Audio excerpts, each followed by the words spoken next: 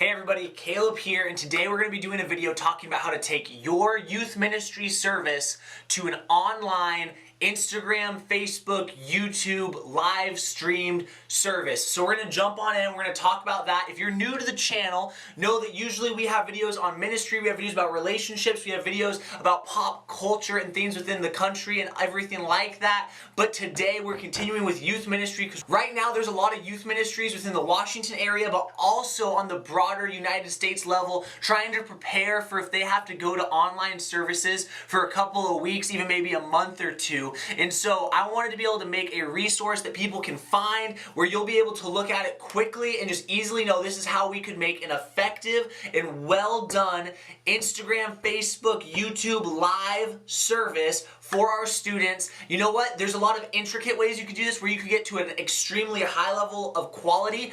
I'm really going to show you guys how you can get one going that will be effective and a good enough quality so that nobody's overwhelmed and think you need to spend a bunch of money to get this to happen. And then at the end of this video, I just want to tell you guys a little bit of the heart about this, because just having an online service is not all you need. You need to have a culture and a community still being formed in the midst of it, because the church is the community, the people centered around Jesus, not just having a message shared once a week. And so, thank you guys for checking this out. If you don't mind, really fast before we jump on in, leave that like on the video if you're somebody that's like, man, I wanted this resource, I'm excited to have it. And also, subscribe to the channel. We're on the road to 200 subscribers. It'd be great to hit that pretty soon. Thank you guys for enjoying the content. Let's jump on in though and talk about how to have a live online youth service. All right, so this is our setup. We had some chairs set up. We had myself, one of our other pastors, sitting up there as we did a dialogue. It was kind of a living room style up on our stage. We had our LEDs in the back going.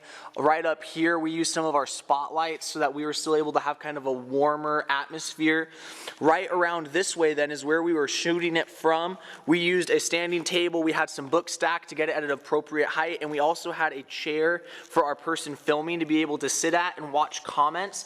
Also, just a good thing to point out that I can't show with the phones right now is we filmed it in a vertical. So this right now is awkward for you, but on a phone, this is the way you want it shot. Not like this. I know that some people will do that, but not necessarily the most ideal if you are doing an Instagram live, because that's not the way they have it proportioned.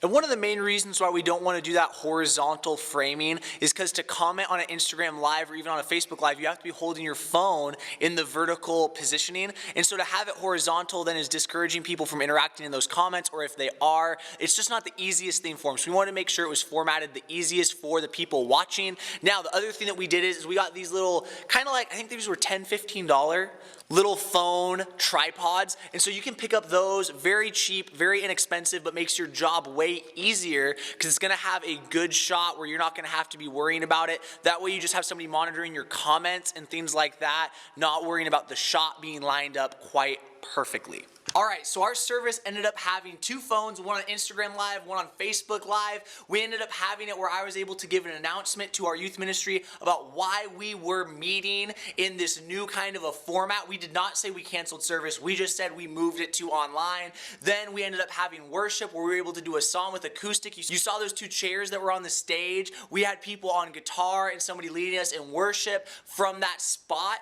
And then we went up, and myself and one of our other pastors, we had kind of a dialogue-based message where we were able to continue on in the series we were doing, but also address the reality of the circumstances that we were in. Now, this was a huge win thanks to our families, leaders, and students for making it a priority and a win by getting together and having some community based in this. So let's actually talk about why this was a win and why it was more than just hosting a message and some worship online. So the thought process for how you should be approaching these online services, I just want to encourage you, church is not a worship and a message.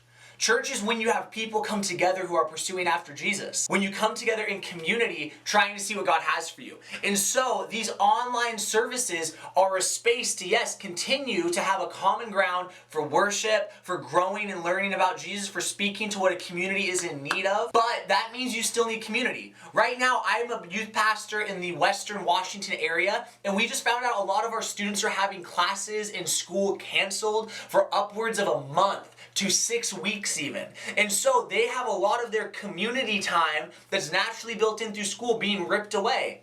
So let's not rip away the church community though. Yes, we want to honor the limits on gatherings, so we're not going to gather in the formal sense of having our meetings and things like that, but can we gather in small groups? Our church right now, we have a system of life groups, but for you, maybe it's junior high boys, high school boys, junior high girls, high school girls. Maybe it's just your girls and then your guys. How could you figure it out to get people together still and watch these online services? Not doing it alone, but actually going and being in groups. And I think this is something that's really cool, and this is what's awesome, is the youth groups and youth ministries, if we're able to be on top of this, to help create community, not just create a program, you might see a lot of students now that are actually just dying for community, who are dying for hope, who are dying for peace, that they really, really want that they will be willing to turn to your youth ministry as they are gathering in these home groups and watching these online services and be willing to receive that hope of Jesus in the midst of a time where all they are hearing is fear.